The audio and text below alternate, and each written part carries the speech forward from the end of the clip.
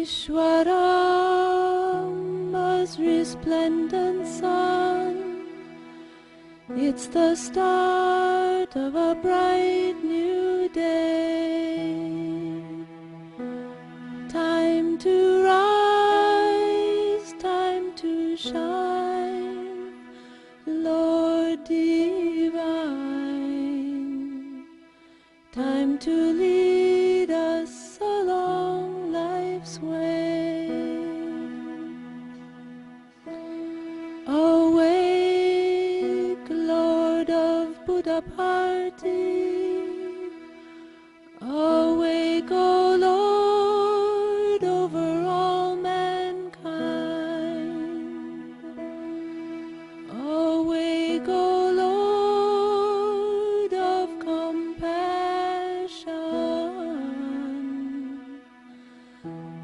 That the world good fortune may find.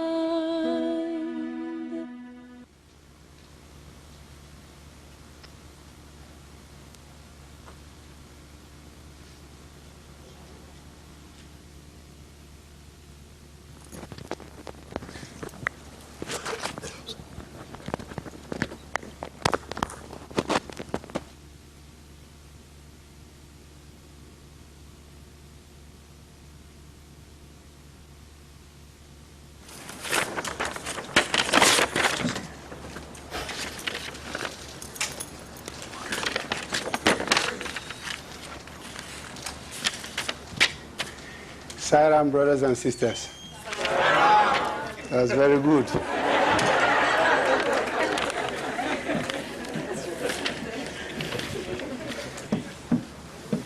This afternoon, we are talking on a different subject from probably what some of us have been expecting. Before closing this morning, I gave you a little bit of hints on certain things that Bhagwan wanted from us. That is, if you are expecting something from your father, what are you going to give to your father in return? Now we'll start this program, this particular one, by explaining to ourselves, number one, the practical aspect of Baba. That is, everybody knows who or what is a father to you, but do we really accept him as that father? That is number one. Number two, what Swami wants from us, if I can recollect, probably in 1991, summer, just before the summer course in Whitefield. He called us, well, the officers' meeting in his room, in the sitting room in Whitefield. He asked us several questions, but one touchy one was that you should tell me, he was asking us, the difference between Christ's devotees, Krishna's devotee, and yourself. How can they differentiate you from them? We were not aware what Swami was about. Then he came back and told us, Christ's devotee, they didn't see Christ anymore, but they still believe in Christ. Krishna's devotee, they didn't see Krishna, they still believe in Krishna. Now you still have me here. Do you believe in me? Have you been making use of me? This was in 1991, in May. He was asking we, not the devotees, officers. In the final analysis, Swami told us that they go to centers and tell them not to worship Swami anymore, not to be devotees of Swami anymore, but devotees of Swami's teachings. Devotees of Swami's teachings. Because there is a misconception about you want to worship Swami, you want to worship Swami, you love Swami. But what Swami says you should do you love that? Is it so good to you, or you just take which one that is good and you keep the rest? How do you do it? So that occasion, we were very, very surprised. We didn't know what to do, but this is an instruction, so go out and tell devotees. Well, it's not easy to go around to devotees and say, don't love Swami. Again, we just have to find a way of putting it across that we have to remind the centers, the devotees, that teachings of Swami, they are very, very important. That was one of the reasons why I mentioned this morning that lots of devotees, they have so many books, they buy so many books, and they forget about the books that touches on what Swami said himself. You don't buy books, read books about what the Lord says, you are buying books written by others. What is the significance of that? You are only comparing, listening to my own experiences or others' experiences. The Lord you are with, that you are talking about, you are worshiping, you believe in, what he says you don't even know. Therefore, we insisted that we have to go back to the centers and explain to them that the teachings, once you do the teachings, you are with Swami. We know that some of the teachings are very, very difficult. But again, we're trying to work out how easy we could approach, we could give this to devotees. Number one, let me go back on explaining Satya Sai Baba as the concept of an avatar and the concept of the human aspect. That is, whether you like it or not, that is everybody here. Swami brings you here himself. If you find yourself in the center or in any occasion of Satya Sai organization, you didn't come through your own violation, but through Swami's will. There might be some instruments used to bring you here through friends, brothers, sisters, or whatever, but he wanted you here. That is why he brought you here. Some of us might feel that I brought these devotees here through my influence. They are here because of me. No. No. None of us has been with Swami because of your own influence. No. He wills you coming to him. You might have to come through certain postal system, through human beings and so on, but you are here through his will. Swami, as our father, brother, or whatever you call him to yourself, will always remain this. That is his own human aspect of our communication to the Lord. The other aspect, which is the superhuman. Now, how do you rate yourself to be in that group of elevating yourself to that level that you can fraternize with the Lord at that level? When I was talking this morning, I mentioned a few things that probably some people were happy about. Oh, you are lucky, this happened, that happened. Again, how do you achieve this? Some says, oh, your past life, your future life, your this. I mentioned about determination. Again, discipline. Number two, I told you it has not been very easy. The closer you are to Swami, the hotter the place is. Are you ready to follow his teachings to the letter? If you are not ready to do that, don't go so close.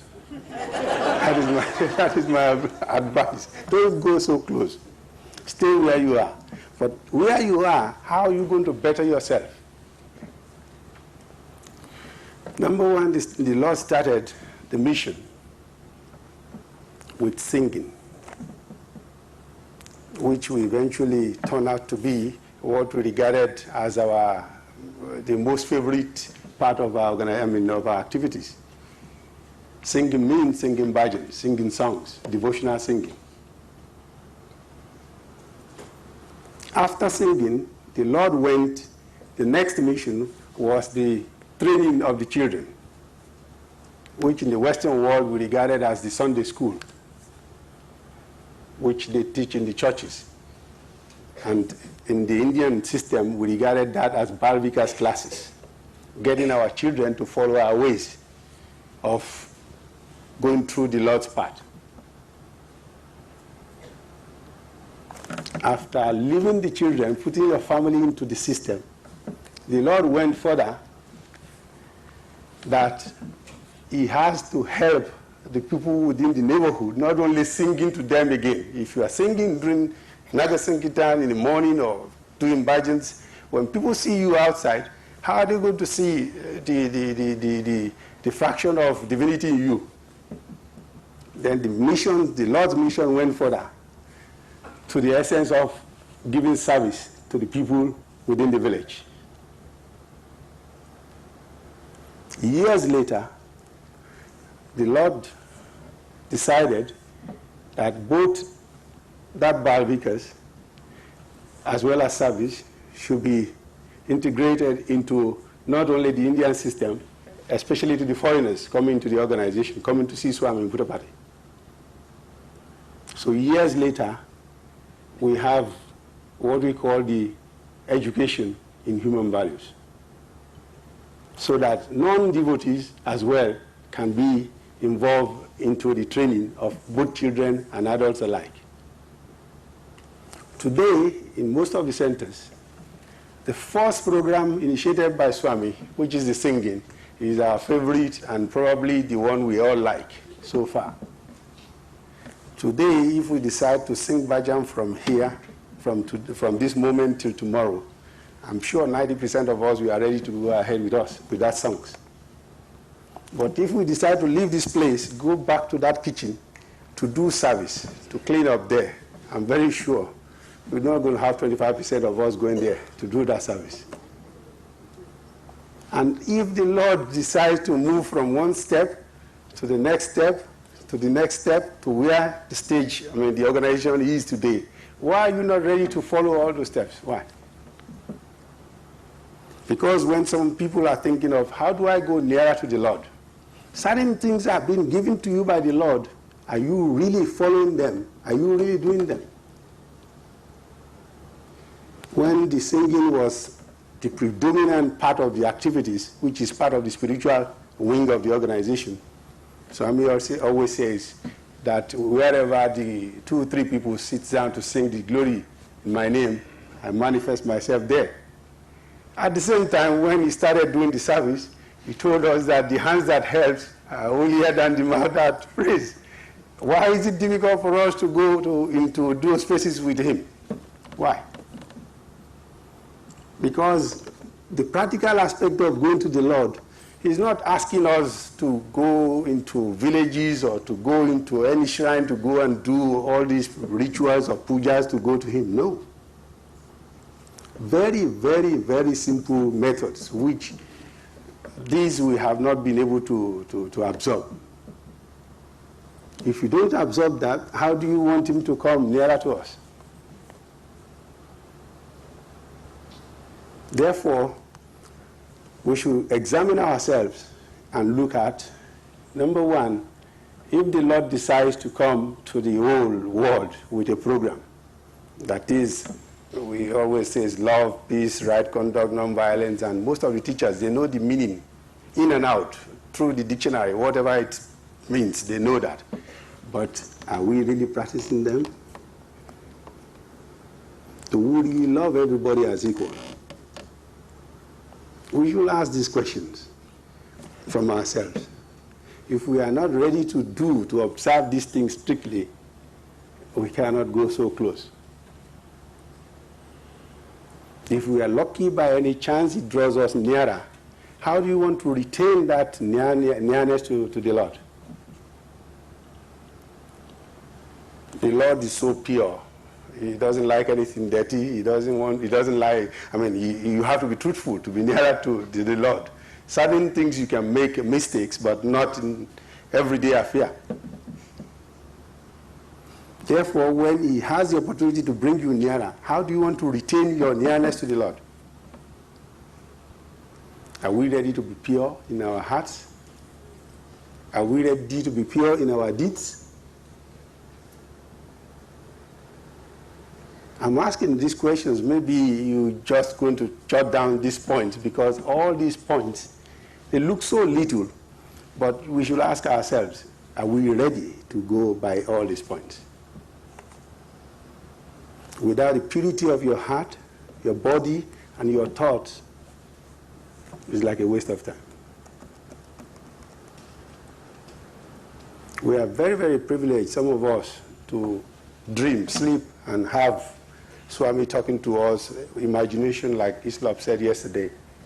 Because some of us, We cannot link up with Swami, will never link up with us, because by the time our body, everything we do is things that even our own close friends cannot link up with us, not to talk of divinity.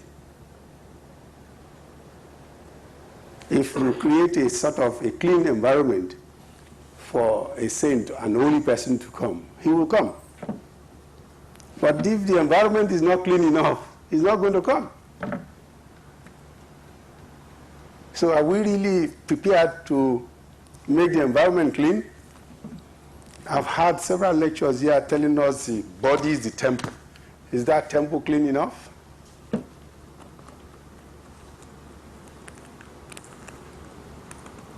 We do certain things from Swami's saying that pleases us. The one that doesn't please us, we will keep it around the corner. Swami, please forgive me. If we want Swami to be with us here, we're ready to pray to Swami. Swami, I'm here, please help me. The next time we pray that he is in Puttapati. So we have two types of position for Swami. If you need him quickly, he's here, he will come and assist you. But the other aspect you want to visualize is in Puttapati. So where do we stand? Which one are we going to take? The one that is with us or the one that stays there permanently? So what we have to do, number one, is to see the Lord as our father and mother. That you cannot change. He brought you into his fold, and he has his reason for bringing you into his fold. He will always remain your father and mother. Let me explain that in this form. As we are all here, nobody can say to you, unless you do something very, very bad, that this lady, you are no more a devotee of Swami. Nobody can say that to you.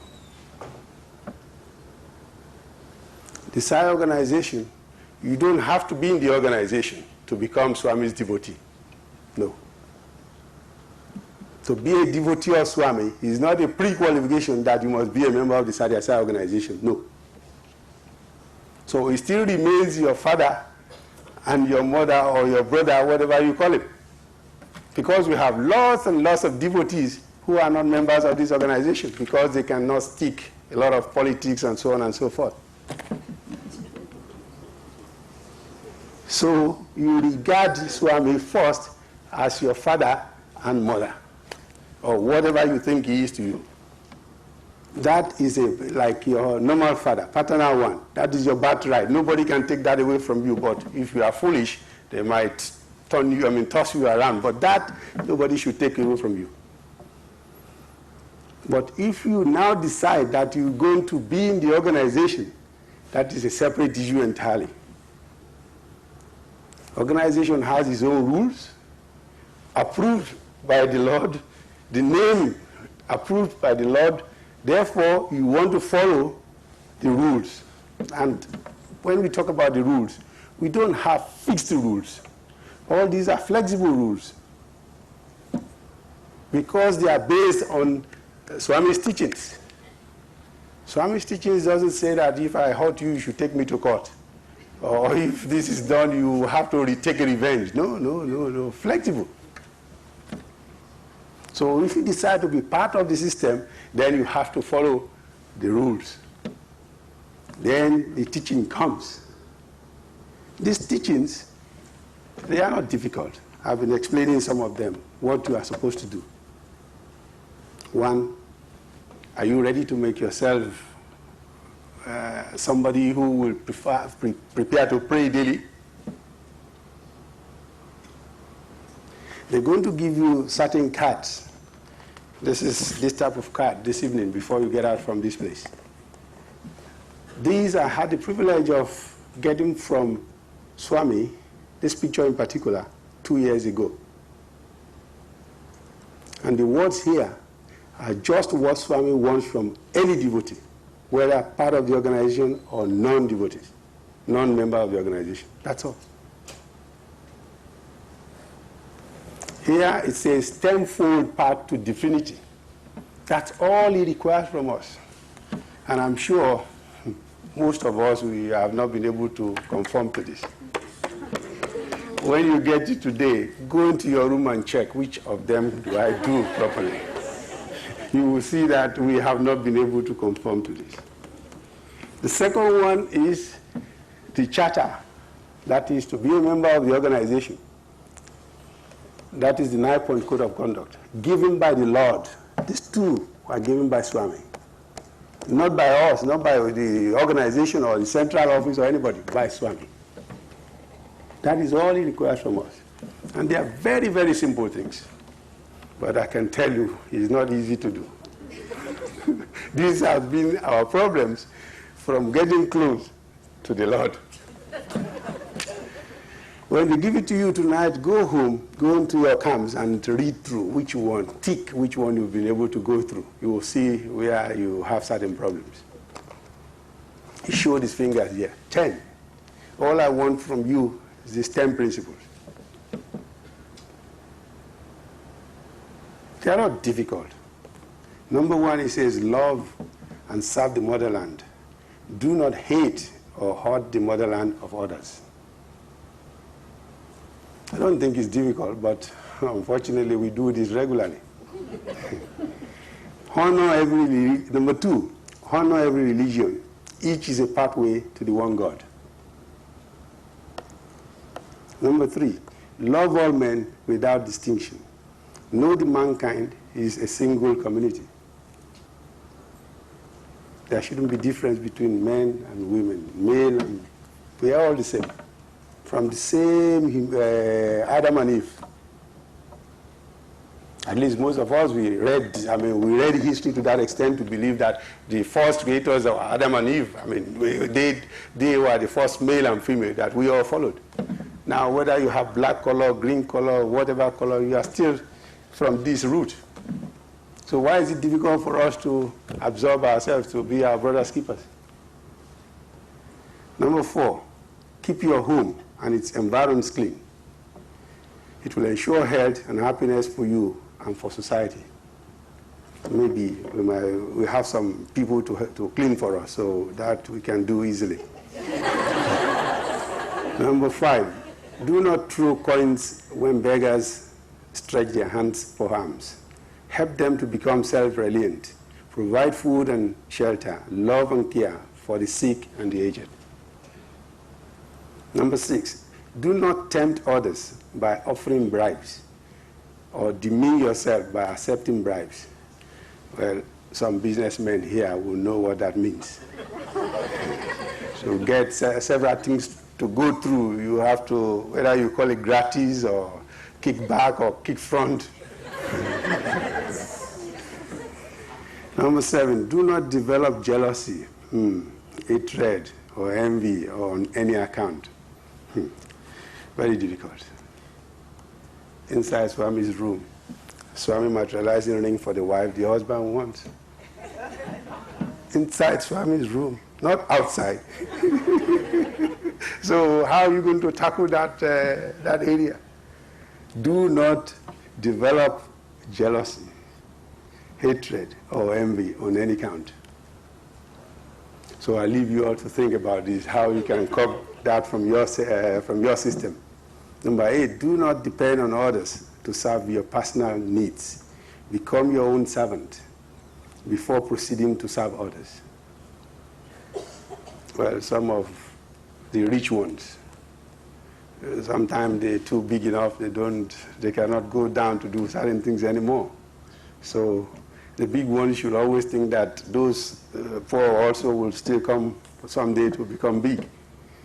Number 9, observe the laws of the state and the exemplary citizen, and be an exemplary citizen. Adore God. Number 10, and abhor sin. That's all. That's all Swami requires from us. But I'm so sure that has been the problem between we and Swami, that we have not been so close. We will sit down and pray, chant mantras and mantras and mantras. If any of this is missing, it's a time wasting. Time wasting. Here, this is the charter of the organization. I am sure if we ask even leaders, chairman of centers, to recite this 9-something, some of them doesn't know what it says. They have to look at the book. Well, with due respect to those who are so sure they're going to do it, but we are very, very certain some of them doesn't. Knowing these things does not indicate that they do them. Charter is asking us to pray every day. Is Swami asking too much by asking you to pray every day in your house? That you have to participate in the community program? That you have to attend, at least if possible, the Bhajan once a month? Though I know that is our favorite, so everybody goes to Bhajan classes. Now, regular study of Sai literature. Speak softly with everyone. Do not indulge in talking ill of others, especially in their absence. Putting into practice sealing on desires. That's all he wants from us. And these things, they are very, very difficult to carry out. So maybe tonight when you go through it, you're going to talk between you and Swami to assist us. Which one are we going to take one by one? And then we can, at the end of the week or at the end of the month, see how far we are able to move. If we cannot do any of these things, not any, all of these things perfectly well, we can chant mantra, we can pray, we can do certain rituals. It's not going to be the same. That I can assure you. He's asking us to pray regularly. Wake up in the morning and pray. It's difficult. Again, that 1991, I remember Swami telling us in the sitting room in Whitefield. He said, if we want to drive a car, people want to drive a car, they put the key there and start. They start to concentrate, drive. They don't want to hit anybody on the road. They concentrate. Their minds, everything is on the wheel. If they want to write letters, the mind is there, they go down, start writing letters. If you want to pray to Swami, the moment you kneel down, the monkey mind will catch on you. Swami said this himself. That is the time you now start to think my child, my work, my business, my money, my bank, my everything. That is not easy for us to pray. He knows this. So this is why we've been saying do this, practice that, so that we will be used to, this will be part and parcel of our system. If you ordinarily writing down the name of the Lord is to make us, to find it, make it convenient for us that at least our thinking, thoughts should be on paper that we are thinking about the Lord. Chanting the name, I'm very, very sure, if you chant only 200-300, you want to have a rest. So you write it down. Some people will write to up to 500 before they stop and take it further again. We all will know how long you can write before you stop. But if you are on the wheel now, you want to drive 5 hours, we're ready to drive 5 hours to our destination without any looking back. If they ask you to come back again, you're ready to come. Sit down and sing bhajans, you're ready to sing. But sit down 1 hour to pray to the Lord, you will never pray 20 minutes. Because that time the mind will be going here and there. So why are we having problems to communicate with God? All these we have to examine. And the only way to conquer these things is to, number one, assume we are coming into the system fresh and go through these teachings one by one. Apparently, the bulk of the teachings, that is the law of peace, truth, right conduct, and nonviolence, Balvika, CHV, everybody, they preach that. You don't need to go through the 5. You only need 1. Once you can do 1, the remaining 4 will meet you there. You don't need to do 5. So maybe you and me will decide tonight that at least out of that 5, I want to do 1. I'm going to do 1 from today.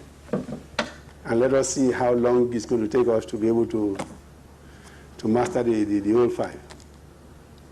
He gave that system, that program, to us in a way that is going to be easy for us to interact, to do things. Because try and speak the truth, irrespective of whoever is involved. And it's still difficult for us to say truth. If it is for A, we can speak truth. If it is for B, then the teachers have the EHV teachers, they have what they call the English meaning of truth. We have positive truth and the relative truth. They don't say the relative is lying, but they call it relative truth. So they will hide under those corners. Whereas truth is truth. It doesn't change. Love, oh yes, my father, my wife, my parents, we love. But the next neighbor, the love has a limit. We are ready to love Swami Mputupati because we know we want a lot of things from him. Swami inside our neighbor, the next person living with you, we don't love that person because we believe Swami will never be inside that person. So which of the values, which EHV are we teaching? Which one are we talking about? So we have to decide take one out of the 5. Try it for only 4 weeks. The remaining will meet you there. It's so easy. But when I use the word easy, maybe because we have been flogged to some extent, so we have no choice to go through it. When I use the word flog, somebody was asking me this afternoon that at any given time, have you been rebuked by Swami? Swami angry with you? I said, Yes. Don't talk about this. Number one, what we regard as Swami being angry with us. Angry is easy for somebody to say, oh, why do you do this? Don't do like that. Sometimes he does that. But the worst one is Swami putting us on the grinding machine. We call it grinding machine. You are sitting like this, and Swami will be talking to this man, talking to this, talking to that one at the back, and leaving you. How are you going to feel? How are you going to feel? Is in your front. He's talking to this guy, talking to that one, this one, and the person in your front, leaving you alone for weeks. How are you going to feel? That is more of a whipping than talking to you. So that was why I used the word that going close, the more you go closer, the more it's going to be difficult for you unless you are ready to follow the teachings. If you are not ready to follow the teachings, don't go close.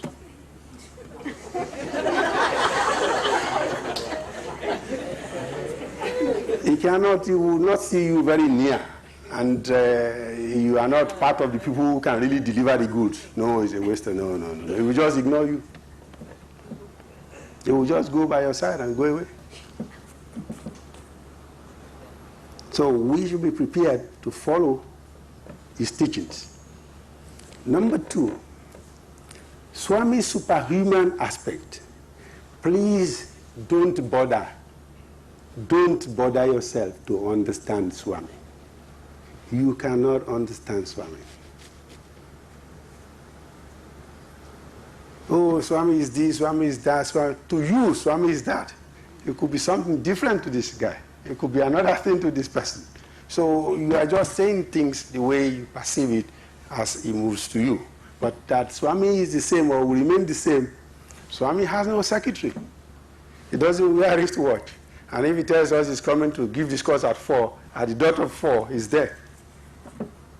Swami doesn't have to tell somebody, you go and do this for me. No. If you are lucky to be asked to do certain things, he's just saying this to you to make you happy.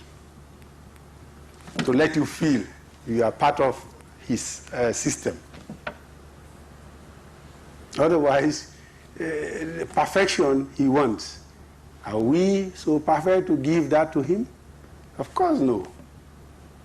Therefore, he doesn't rely on us to do his things because you are not up to that task. So the superhuman aspect of Swami. Oh, some people, when they want to go to trance, They want to do many, many things, to talk to Swami at a higher level. Well, as far as the Sai organization is concerned and the Swami that I know, he does not permit this. Swami said several times that if you allow one trance, this trance is genuine. For every one genuine trance, you will see 100 fake. Therefore, forget about it. I've heard this from the Lord. People will come, yes, I meditated, I went up, me and Krishna, me and Ganesh. These are all your own problems, not with the Lord. If that is what you choose, it's a different type of life you are living. That you want to talk with Swami at a certain level, that's a different thing entirely. It's not part of the system here. Don't bother your head to understand Swami. You cannot understand Swami. He can change anytime. Try and understand his teachings. Whatever he says, let us do. That we are convinced at least what he says to us, we've been doing. You are sure, yes, I do it. Then you look for response. Because certain people in the past, they've been so sure of themselves that they challenge Swami. Sure in the sense that, the Lord, I've been doing everything the way you wanted me to do. Why don't you come to me? Certain people have been saying that, and he responded to them. Several people. He might not do exactly what they really wanted from him, but at least he will show that, yes, I'm still with you. But those guys will be so sure, they are very, very, to the best of their knowledge, they've been able to do their own part of the deal. I mentioned this morning that if you give, where would the take be? The life is give and take. If it is give without taking, there will be problem somewhere. If it is take without giving, there will be problem somewhere. So do we want, you want to make Swami a sort of just take, you are not ready to give. He wants something from us. He doesn't want money. He doesn't want, he's ready, he knows who is going to call for money. So don't bother your head. He will call you for money. Money, everything Swami says is here. As I told you, I have been in the room with Swami on occasions where Swami does like this, dollars, United States dollars, like this, lira, Italian lira, rupees. So everything is there. So he's not asking money or anything from us. All that he's asking is these teachings that the neighbor, the people you interact with, should see the God in you. And those people should come and ask you, what type of person are you? What type of religion is your religion? That they can see divinity very glaringly in you. Then you've done exactly what the Lord wanted. That was what brought that question originally, that tell me the difference between devotees of past avatars and devotee of the present avatar. How can they differentiate you? They should know devotees of Swami, of Satya Sai Baba. People should know by their actions. Those avatars who are not available, you cannot go to them. You can go to him in Puttapati. If at all you don't want to pray or do anything, you can still go there. It's there for you. Then people should see the difference in you to those who believe in those they cannot go to. That is what he requires from us. And once we can differentiate between the concept of being our father and mother, or brother or sister, from that area of we trying to understand him, because understanding takes a different system entirely. When we all come into the fold, he brings us into the fold. Some of us, instead of going through the natural things he prescribes, we want to go rise high, elevate ourselves. This elevation, maybe we are not lucky to have right people to teach us. Number one, the spiritual sadhana is being stipulated for you what to do, how to do them. They are there in the papers. But unfortunately, when we give circulars out, or papers out, or guidelines out, recently we decided that we will ask the leaders first to read this before distributing to the devotees. Because when they give to devotees, you can be sure some are going to the dust baskets. Some will say, no, we didn't hear about this. We don't know about this, but it's been given to you before. We know all this. Some of us, we're going to put a party. We fathers. Why we're going to put a party is because my daughter wants to get married. So, Swami, how are you going to help me? My daughter or my boy needs a wife. How are you going to give a wife? One question. Do you think you deserve what you are asking? If they give this to you, would you keep the way you wanted?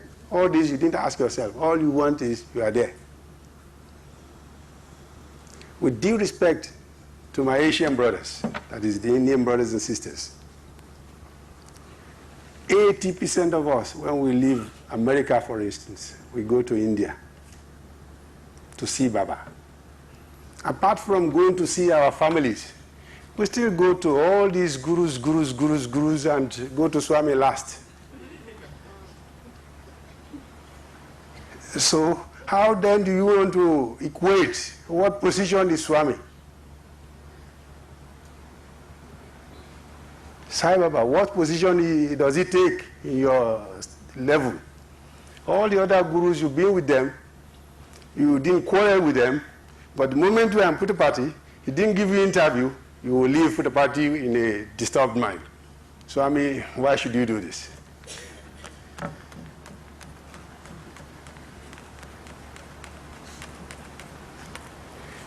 The guru you've been to, maybe by custom, by culture, has been your leader, the person who shows you the way. But you can differentiate now between a teacher, the headmaster, and the principal. There should be, you can differentiate who is superior. Swami often tells us when problem comes, Swami is wrong to devotees. Swami, why do you allow this to happen to me? That's the question. We blame him for many of our problems. Why do you allow this to happen to me? After all, I've been with Swami for the last 10 years. Why does he allow this to happen? Other gurus, we don't even bother to ask them.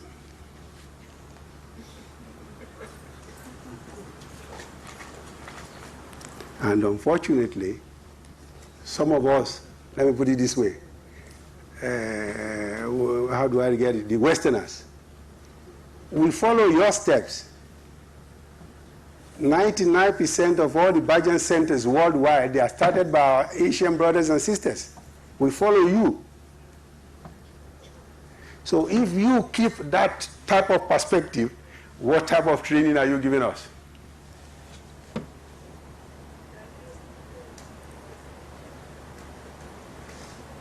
On several occasions in Puttapati, Swami, during the bad day, once he will call foreigners. And a lot of Indians will be there, they want sari. Swami will look, you foreigner? Now, because you live in Western countries, to some extent, some of you are foreigners, put it that way, but you know yourself, down in your heart of heart, you are not a foreigner. You have a home there, you have a family there, you have a link to that place. It might be a long link, but the link is there. Even before Swami there, he called foreigner because you have been in America for 30 years. Now, you didn't change your name to Clinton or whatever. Your name is still your name. Now you still regard yourself as a foreigner. These are misconceptions which, when he looks at us, he starts just laughing. Sometimes we will send them back. Some of the women, don't go back. You foreigner? No, go back. So most of these things, they look small.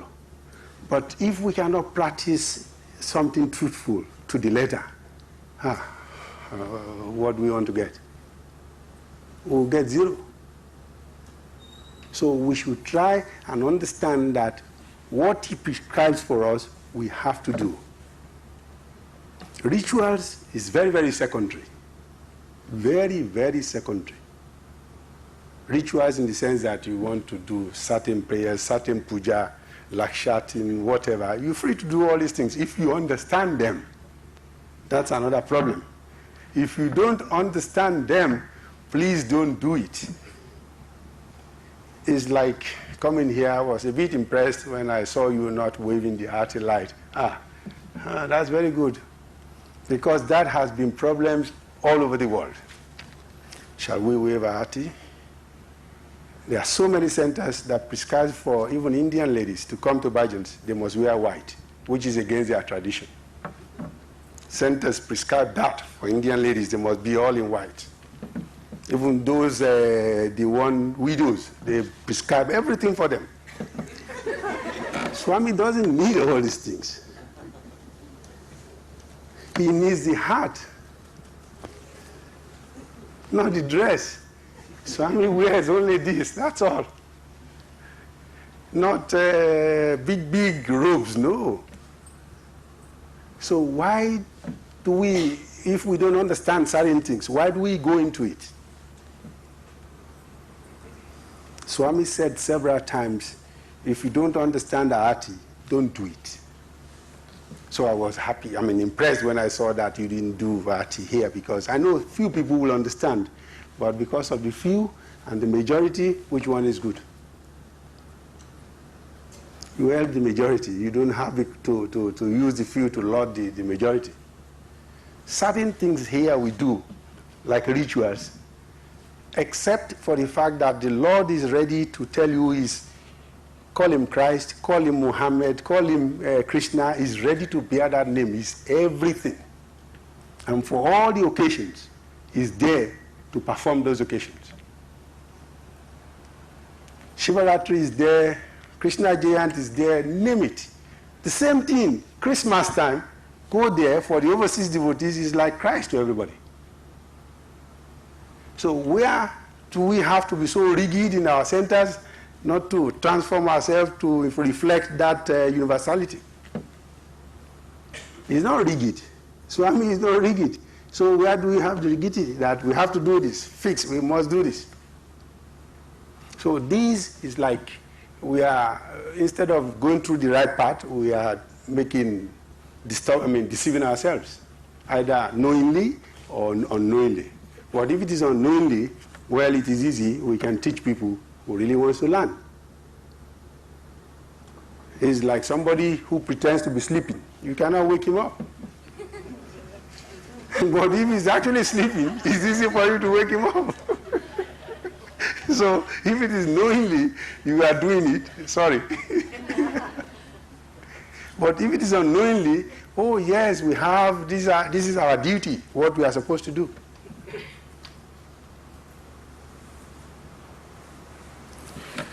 Now, I've told you about the two faces of Swami and the value. Now, the practical approach is the spiritual sadhana first. That is what is required of us. How do we awaken the God in us? That God is in every human being. I want to explain that aspect of God. Let me say the Christ way, the Western way. Let me put it the Western way. When a woman wants to have a baby, between the woman and the baby during the delivery time, they have a cord. At that time, if the cord is not properly taken care of and caught in the right position, it could lead to the death of that lady, or the woman, or even the child.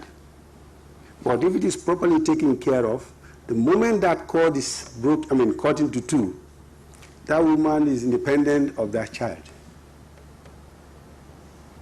The spiritual being of that child is now separate with that biblical cord.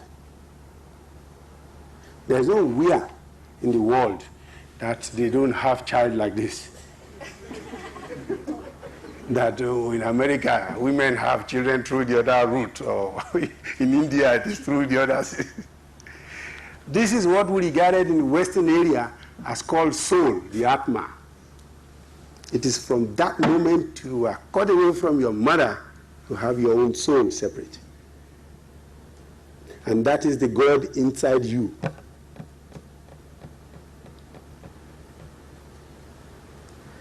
Anywhere in the world when anybody dies, you want to bury, the normal prayer is to pray that may his or her soul rest in perfect peace. Not that body, that soul. That soul is the link, spiritual link of our body to the Lord. And everybody has this. So first thing is to awaken the Lord inside us. To realize that the same thing that happens to me can happen to you. Spiritual exercise without a purpose. You must have a purpose of doing this. It's like somebody who feels he's a bit overweight and is going to jog or he wants to reduce. You must have a purpose for doing spiritual exercise. To make it easy for Westerners or whatever you regarded them to be, this is why the Lord decided that you do service. If you are not in that mood of sitting down and pray and pray and pray and pray, you can pray through service. You can help. But it has to be a selfless service. Service without looking for reward.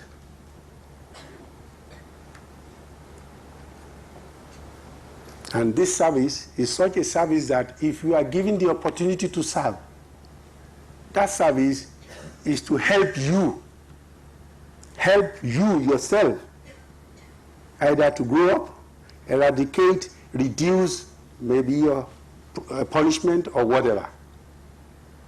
Not the concept of if we serve now, I am serving because of Swami. I have done this because of Swami. Swami, I have done this service. So what are you going to do for me in return? No, not that type of service. There are devotees here. They are ready to go to Puttapati and serve. Days, if they are given the chance. But in America here, they should call them to come and serve. No. The schedule is too tight. So which is the selfless service? That one you want to give in Puttapati or the one you want to give here? So if you cannot do your spiritual sadhana properly, at least develop yourself and your mind. You go into service. We must be able to do either of these two to go closer to the Lord.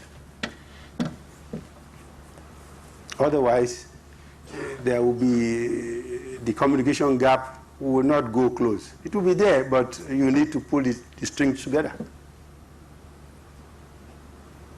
Whatever you do in service is for your own good.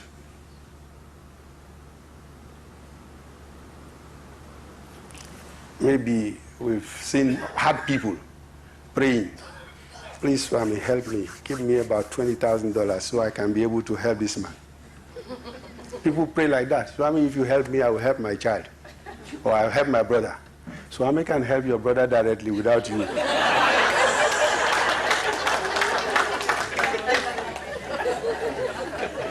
If Swami gives you 20,000, which you pray for, would you give your brother 10,000?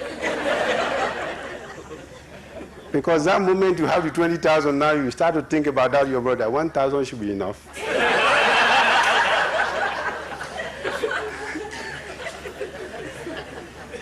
All these things he knows because he can read inside our hearts. He knows what we are planning, what we are thinking of, and what we are capable of doing.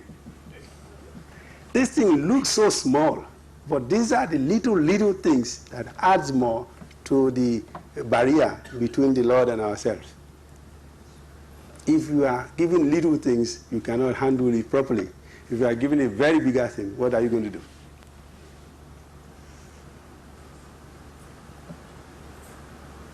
I don't know what the time man is talking to me. The time is almost coming to the end. 10 minutes, I see. So we want to think of the merits and the demerits of our actions, of whatever we think of, or whatever we're going to say. This is very important. Before you can say to the Lord, do this for me, be sure that you are asking for what you think you deserve. I told you this morning, our needs, what is normally required, like food, like drinks, like clothes, He will give us. You don't need to pray for that. But extras, you want to work hard to earn the Lord's grace. That is His grace. Now He gives that to people that deserves that. I ask you about your child. If your child has not been coming to the shop to help you, to assist you or whatever, if he asked you for something, would you give? Of course you won't give. If you want to give, you scold him and make sure that next time you do that, I'm not going to give you. So you should expect Swami also to do the same thing for us, which he's doing. Oh, compassionate, con this, con that, we say that. Yes, we know, but what about our own side of the game? Swami must do this, is everything. What about you? So please, brothers and sisters, if I have to talk too much or put it the spiritual way, we might not understand. This is why I decided to go so low down, in the sense that do your spiritual sadhana properly. We have the guidelines. If you don't have it, I will make sure Dr. Harvey will provide this to all the chairmen of the centers, what is expected of you, how you should do it. You do your meditation. Don't sit down for meditation and just looking at the life for nothing. Your mind is somewhere. You won't get good results. Don't start saying things that you don't understand.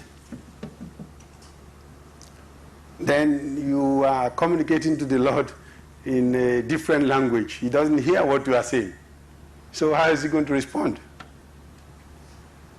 If it's difficult for you to go through that process, go to the process of service. And don't forget the 5 values. Today you have to decide that which of the values I can conveniently adopt, and see how long you can cope without breaking that rules. They're going to give you these cards, I said earlier, to see those very simple things. But I'm sure out of these 10, even me, I can tell you probably I will have 7 out of 10. So we might have 2 or 3 people that will have 10 here, not more than that. That is 10 out of 10 here. They look very simple, but it's not easy to do. They are not very, very easy to go through. So don't think of you want to elevate yourself, invoke spirit, talk to Swami at the higher level, you want things quick, you want magic, you want this. No. Go through the normal process. In no time, you will be there. What you're looking for, you're going to get it. So let us take the questions now, so that we don't go over your time.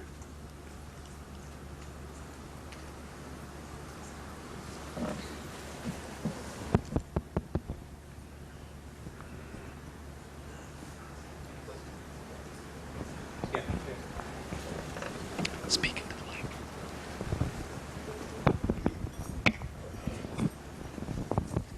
I'm again asking you the question, but this time, you mentioned that I'm proud of being Indian, and I have deep roots in India. But then when I went to Puttaparthi, I have to identify myself as a foreigner, because Baba announced that he's going to have a special conference for the foreigners. And then I had to show my passport to go in that room. If I would have said, hey, I'm Indian, I'll sit aside, I wouldn't have the privilege to hear Baba. So what do you think at that time I should have done? No, I'm Indian. I have to say that I am from America. I have to show, told me show us the passport. I have to show them the US passport, and that's how they let me come in, and I was so lucky to hear him straight. So in that case, I shouldn't say that I am not an Indian. I am proud to be an Indian. The only thing is, to see and hear Baba, I have to say that I am from foreign. That's very good. Number one, I will be very grateful tonight if we're going to have more questions from our mother's side, from the women's side. Now, to answer your question or your comment, I said earlier about truth being relative and positive. In Sai organization, we have two Sai organizations. Two Sri Satya Sai organizations. One is All India Sai organization. They operate separately. The same rule, but because they are based there, they operate differently to suit the local condition. The other side is called All Overseas Sai organization. So when they use the word foreigners, they use this like an Indian concept of English which they imbibed from the British colonial masters as somebody from a foreign land. But somebody with Indian origin, Indian-based everything, we don't call such people foreigners.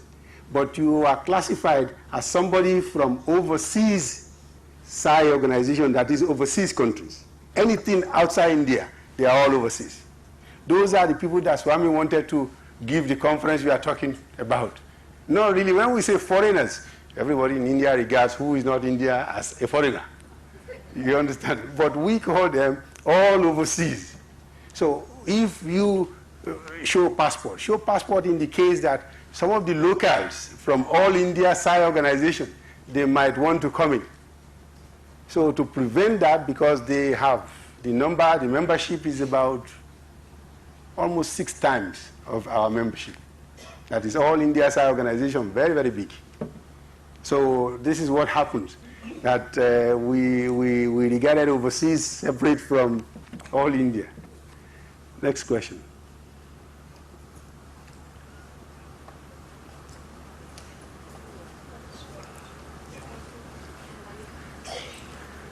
Let's see. Please, mothers, you should be free to ask this question so that you don't disturb your husbands when you get home, that you don't hear things. Please, be free to ask this question. You talked about service, and you say that if a person can't go into the things like a deep meditation and all of that, then you can go into service. And I would assume that you meant that it would be just as effective to serve selfless service. But I've often wondered, now since you talked about service, I've seen people that do a lot of service outside of the home, selfless service. But once they get in their family situation, to do nothing. So what effect does this have? Does this selfless service take him a long way and do nothing at home? Or I've seen people that work every time you call them, they're ready to jump in and help others, except at home. So how does that affect? What do you have to say about that?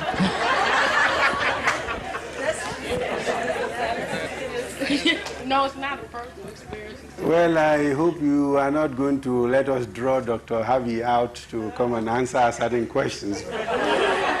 Because certain things that happens here, well, it happens in other places.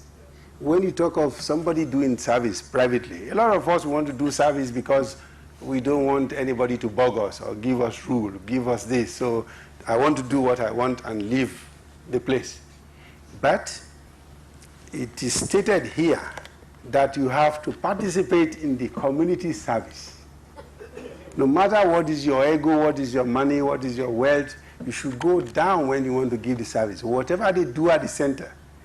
I mentioned earlier, Dr. Harvey is listening. He will tell the chairman when they meet that the centers should try and be flexible so that the politics in human being will not go up to scare some of us away.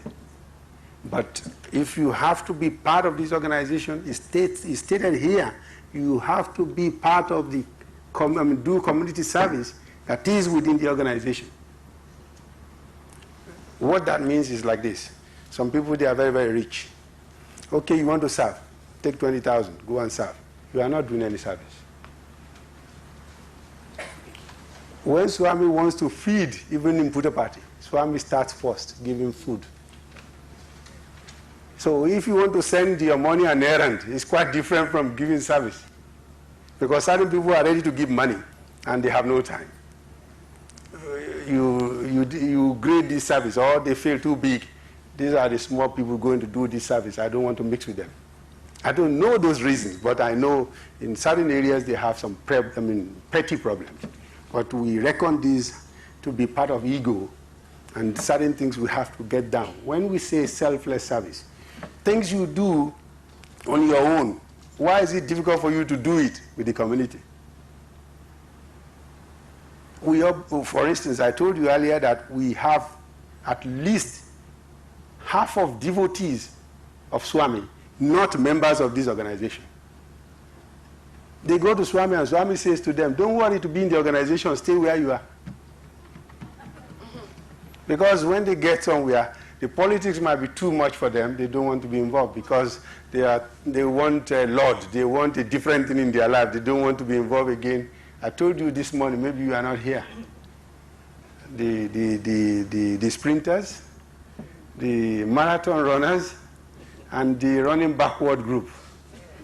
Those who comes to Sai organization, and the moment they come here, they are worse off than coming here in the first instance. They create more enemies here. Because what they've come here for, they've forgotten completely. They're now thriving on petty issues. Here, if we say Sairam, ask some devotees. They will tell you Sairam means a lot of things to them. If somebody is quarreling, you say Sairam to him, he's still not ready to listen to you. So such person, you just ignore him, you don't want to fraternize with him. Again, you are committing a crime. Because how are you going to help him if you want to run away from him? Devotees will call devotees for bhajans. I don't know much about in America, but in certain countries I've seen this. They will unpick people. This group of people can come for bhajans in my house. Not everybody.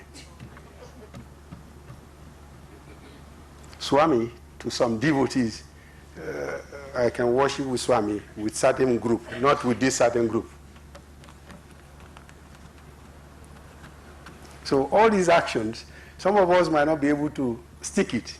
Therefore, they move back. Some are lucky, the Lord, they come through to the Lord, and the Lord says, don't worry, stay where you are.